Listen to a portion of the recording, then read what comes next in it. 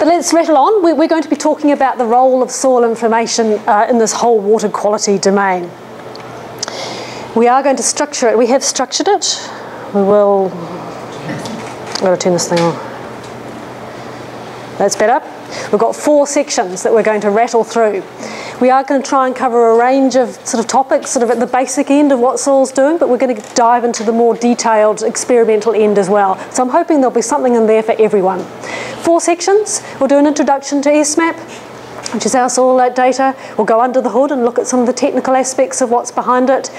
We'll talk about experimental section on the stony soils there, some of the research that we're finding, which will be interesting.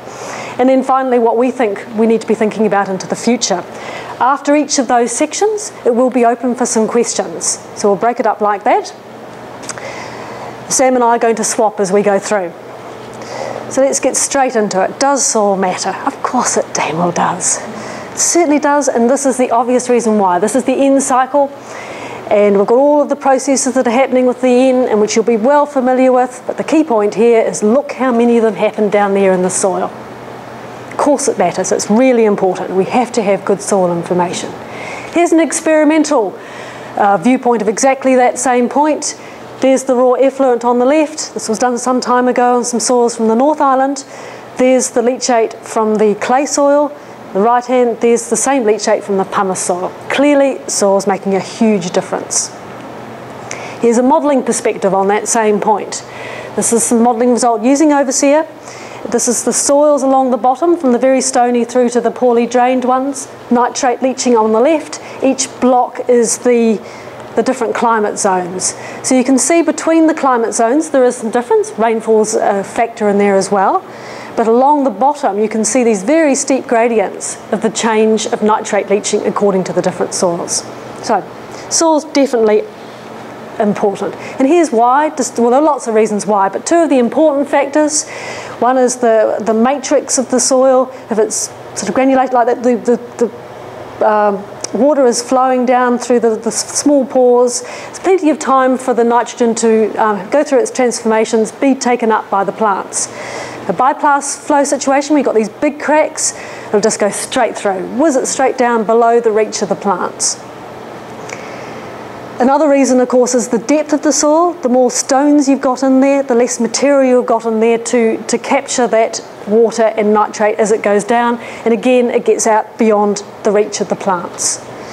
Now, that second issue, the depth of the soil, is really important in Canterbury because of the percentage of these really stony soils that we have. So here's the key. The oranger it is, the higher the stone content. And look at it, you've got all of these really stony soils right through all of the plains. And of course you've got the dairy. This is the green and the black from 2 different years. And where's it all located? On those stony soils. So you've got that high pressure situation, very high nitrate loads on these really stony soils. Now, that should all be, Sam's going to talk a bit more about the experimental information that we've been doing on some of these stony soils a bit further on. That should all be quite familiar to you. SMAP, I hope, is familiar to you as well, but just a quick introduction, very brief. The primary goal is we are looking to do one complete soil map for all of New Zealand, correlated right throughout New Zealand. We're using the good data that we do have and filling in the gaps where we need to. We're using the best available mapping and modelling techniques. So down on the lowlands, it's more the traditional soil survey where you use the aerial photographs and lots of field visits to do that mapping. But up in the uplands, we're using more of the digital soil mapping technique, so using the digital elevation model, using the topography, mapping out how the distribution of the soil will be occurring according to that topography. So, you know, more or less higher, different types of soils on the different south-facing or north-facing. And that way we can start doing the predictions of the soil properties without having to do an awful lot of legwork, which we can't do, covering it. So we mixing and matching, using the best techniques where we can, given the resources that we have. Best thing about it though is it's quantitative information, because of all of these models that we have nowadays, they don't want the old-fashioned qualitative information from the LRI, they need quantitative information, and that's what SMAP's designed for. Customised outputs and looking to support at all scales. The big thing about SMAP though is not just a database in the way that the old one was. It's an information system. There's a lot to it. Down the bottom we've got that underlying data of the soil survey polygons and the soil morphology attributes. We also can link into the National Soils Database, and we'll talk a bit more about that. But here we have another layer now of the inference engines, the models that are built into SMAP. Talk about that a bit more. And then of course we've got the delivery, and there are different ways that we are delivering it through SMAP Online, through the portal, directly to government organisations, including ECAN. And this is to come, which is why it's in dashes, the web feature service.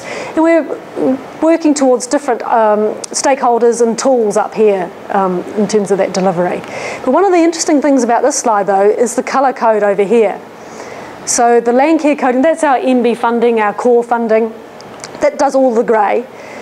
But the pink is where the regional councils have brought their funding in, and ECAN's been a really strong contributor in that, and that's in the collection of the data and in using it and promoting its use. So that does mean that a lot of SMAPs has been targeted at the regional council users.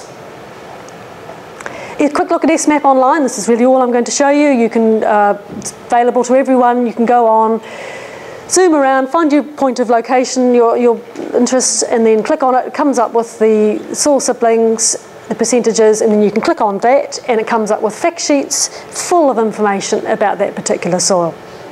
Really popular site, as you can see from this slide. Steady increase since we launched it in August 11, going uphill, and the key one here is the number of fact sheets that are going up. It is always of interest that people aren't interested in soil every Christmas. There's always a drop. How far have we got with our percentage of cover? That is the downside of SMAP, is we don't yet have complete coverage. But what do we have? 21%. How's that covered? This multiple use land, this is the good quality land, the land that's capable of intensification. Land use classes 1 to 4, if you think in those terms. 26% of New Zealand, 37% of that class has been covered. So that's been our focus, because that's where the pressures are at the moment.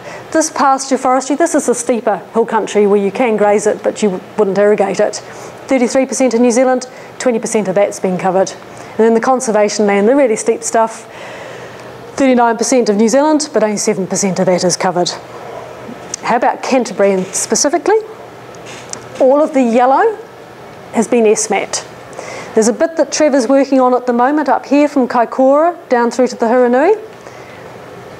There's still quite a bit to go, but we do have most of the lowlands covered.